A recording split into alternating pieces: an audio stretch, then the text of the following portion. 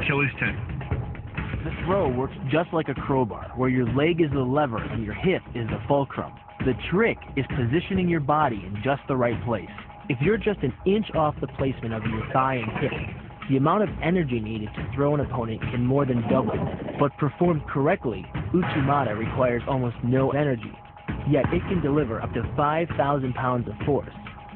If it weren't for the mat, a throw like Uchimata would be enough to cause serious injury or even paralysis. You use the strength of your legs to maintain your dominant position while you secure the choke. Just a few pounds of pressure on the collar of his gi is enough to reduce the blood flow to the brain to a trickle and end the match. Hold this move for 10 seconds and the fighter will black out. Hold it just a bit longer and he's dead. By bending the elbow across the fulcrum of your hip, you're subjecting the weak joint to the leverage of two strong forces. The pull of your thighs on his shoulder and your hands on his wrist. As little as 1,000 pounds of force can be enough to destroy the elbow. The leverage of the armbar can supply much more than that.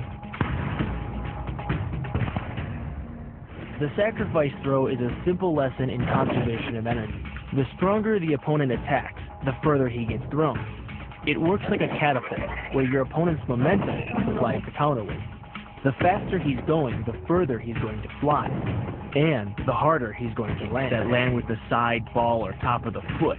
The gastrizin uses the heel to deliver the blow. This alignment of the heel, ankle, lower leg complex channels some 2,000 pounds of force into the opponent. More than enough to break a baseball bat. The higher you can lift your opponent in this move, the faster he'll hit the ground. It's not just your force working against him. His acceleration due to gravity can mean his head hits the ground with a 3,500-pound impact. On a hard surface like concrete, this is more than enough to cause a serious brain injury. First, the opponent's arm works as a lever to optimize your control. Second, your own back serves as a pivot point for the throw. The strength and stability of your back allows you to throw a much heavier opponent than in a move that requires you to lift him. This move uses your opponent's arm as a lever working against him. The greater the torque on his shoulder, the greater the pain inflicted. And exceeding the joint's normal range of motion causes more than just pain. The soft tissue, muscles, and the bone can all be seriously damaged by this pressure. The goal of this lock is to stretch the tendons at the top of the foot to the breaking point. The strongest tendons have a tensile force threshold of just over 400 pounds. Applying any more pressure than that can tear the tendons from their base or snap them in two. Because you don't have time to cock your arm in a surprise attack, bursting's effectiveness doesn't come from the rotational power of the torso. Instead, it's driven by the legs, which hurl you forward into your opponent. Both the block and the strike land with 300 pounds of force, more than enough to collapse the windpipe or fracture the delicate bones of the face. Doing the 360 defense requires you keep your body in motion at all times, using your arms to defend different angles of attack. The key is keeping your arms at an oblique angle, with your hands open and straight, so that you don't take any blows straight on. Each is deflected down the angle of your forearm, which reduces its impact. Your opponent is relying on his grip strength and outstretched arms to maintain the choke. The strength of your back and shoulder muscles is greater than the applied force of your opponent's hold, so it doesn't take much to break his grip. And the closer your hands are to your own neck, the greater the leverage. The disarm is basically a judo wrist lock and uses many of the same principles. By pulling your attacker forward as you turn, he loses his balance, giving you control of his wrist. The barrel of the gun then becomes a lever, allowing you to take the gun. Because you are using the muscles of your torso, which can deliver up to 10 times more force than the muscles of the wrist, the disarm works against an opponent who is much stronger than you. It's an elbow strike from another martial art, Muay Thai.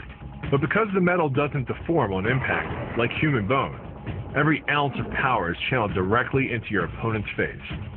With the twisting motion of the torso generating the force, and the stiff metal of the M16 providing the impact. It's enough to shatter a cheekbone or break a jaw. The combined momentum of your forward step, the twist of your torso, and the swing of the rifle, the butt stroke can strike your opponent at over 18 miles per hour, carrying well over 550 pounds of force.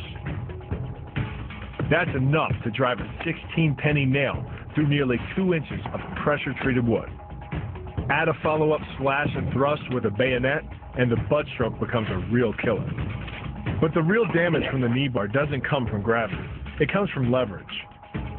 Once the knee is locked, your hips act like a fulcrum, and his leg acts like a lever, multiplying any force you apply. So even though the ligaments and tendons around the knee can sustain 1,700 newtons of force, the knee bar can load a lot more than that, enough to completely destroy the joint. His opponent at a location above the center of mass, while using his sweeping leg to create a tripping point, which is below his opponent's center of mass. Once the loss of stability has occurred, gravity does the work, and the damage. On the ground and on his back, your opponent is now vulnerable to any number of finishing strikes. Much like a nutcracker, your forearm and biceps apply pressure to your opponent's carotid arteries.